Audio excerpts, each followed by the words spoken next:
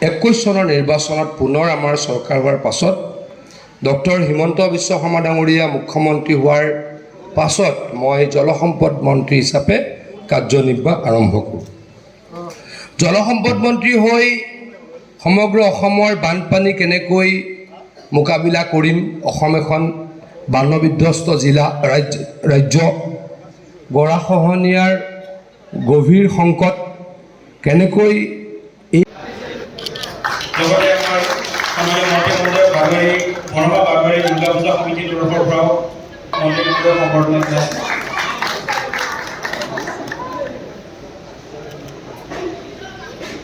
এবাৰ আমি আপোনালোকৰ সন্মুখত পৰিচয় কৰি দিয়াৰ প্ৰয়োজন নাই। আপোনালোক সকলোৱে চিনি পায় এই শ্ৰদ্ধা আৰু মৰমৰ আমাৰ স্থানীয় মুছলপুৰ সমষ্টিৰ লোকপ্ৰিয় ডক্টৰ হিমন্ত বিশ্ব শৰ্মা ডাঙৰীয়াৰ নিৰ্দেশ মৰ্মে 10 দিনৰ আগৰ পৰা আহিছোঁ, ইয়াতে কাম কৰি আছোঁ।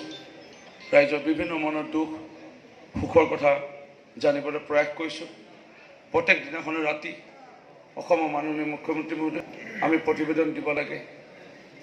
ভূটান খুঁটিত গৈছোঁ, ভূটানৰ সীমান্ত, ভূটান খুঁটিত খোৱা পানী সমস্যা, তাত জল জীৱন মিছনৰ আঁচনি, তাত 3বাৰ চেষ্টা কৰিছিল, 350 ফুট তললৈকে বাজেটৰ টকা ডিৰেক্টলি ক'লৈকে আহে, বিটিআৰলৈকে আহে বা কাৰ্বি আংলং অট'নমাছ কাউন্সিললৈকে যায় বা ডিমা হাজাও অট'নমাছ এনচিল অট'নমাছ কাউন্সিললৈকে যায় আৰু গৃহ বিভাগৰ বাদ দি অন্য বিভাগৰ কাম কৰাৰ কোনো ক্ষমতা আমি নহ'লে ইউ পি পি এল চৰকাৰ বনাব নোৱাৰে।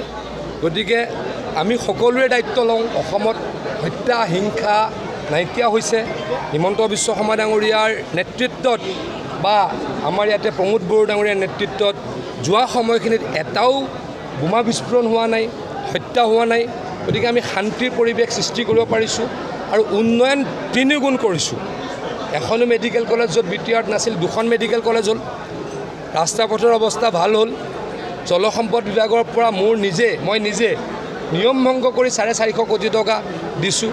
আজি আপোনালোকৰ বৰমাত মই এটা আদিকে গালোঁ যে 3 বছৰ 64 কোটি টকা দিছোঁ আৰু নিশ্চয় কৈ দিম।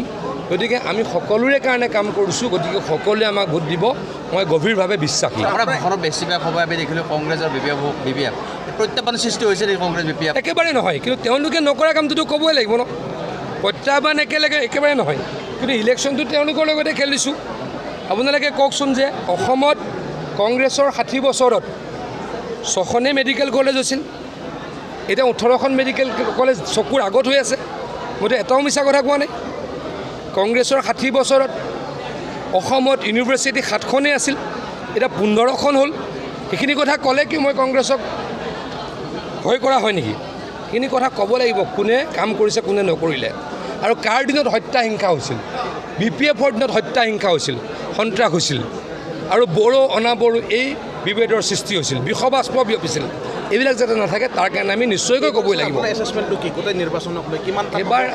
এইবাৰ আনএক্সপেক্টেড ৰিজাল্ট হ'ব। অসমত কংগ্ৰেছ হয়তো শূন্যও হৈ যাব পাৰে। বিপিএফটো এটা চিটতে খেলিছে, 2টা চিটত খেলিছে, বিপিএফে এটা চিটত নিজিকে। গতিকে আমি কোনোদিনে নোপোৱা অসমৰ হয়তো যোৱা 30 বছৰত নোহোৱা ৰিজাল্ট আমি এবাৰ লাভ কৰিম। আজি আপুনি ঘূৰিলে কোকৰাঝাৰত কাৰ সৈতে প্ৰতিনিধিত্ব হ'ব বুলি মইতো 2nd পজিশ্যন কোন থাকে মই পিছলৈ নাচাওঁ, আমি 1 নম্বৰটো চাওঁ। আমি 1 নম্বৰত আছোঁ, সেইটোৱে মই চাওঁ। পিছফালে কোন আছে মই ইমান নাচাওঁ। আমাৰ মতলবটো কিবাকৈ গৈ পেলাই আমি আগত পাব লাগে আৰু ভালকৈ আগত পাব লাগে, যেনে তেনে আগত পাব নালাগে। আমি কম্পাৰ্টমেণ্টেল পাছ কৰিব নালাগে, আমি গেছ মাৰ্ক পাই পাছ কৰিব নালাগে, আমি ফাৰ্ষ্ট ডিভিজন পাব লাগে। তাৰ কাৰণে যথেষ্ট আপোনালোকে কিন্তু প্ৰত্যাহ্বানৰ চুবুৰীটো আমাৰ সমষ্টি নহয়, তাত প্ৰত্যাহ্বান দিছোঁতো ডাঙৰ ঘটনা ন। অসমৰ ভোটৰ যি বিন্যাস তাৰ মতেতো তাত আমাৰ এটা MLA নাই, হয়নে নহয় কওক? আমি ভোট নাপাওঁ। গতিকে আপুনি কেনেকৈ ক'লে আপোনালোক প্ৰত্যাহ্বানৰ সন্মুখীন হৈছে? আমি তাত প্ৰত্যাহ্বান দিছোঁহে, প্ৰত্যাহ্বান জনাইছোঁহে। AGP BJP UPPৰ মিত্ৰ শক্তিয়ে আমি তাত প্ৰত্যাহ্বান জনাইছোঁ। মই নাজানো, আমি তীব্ৰ প্ৰত্যাহ্বান দিছোঁ। আমাৰ বেয়া চিটত তীব্ৰ প্ৰত্যাহ্বান জনাইছোঁ।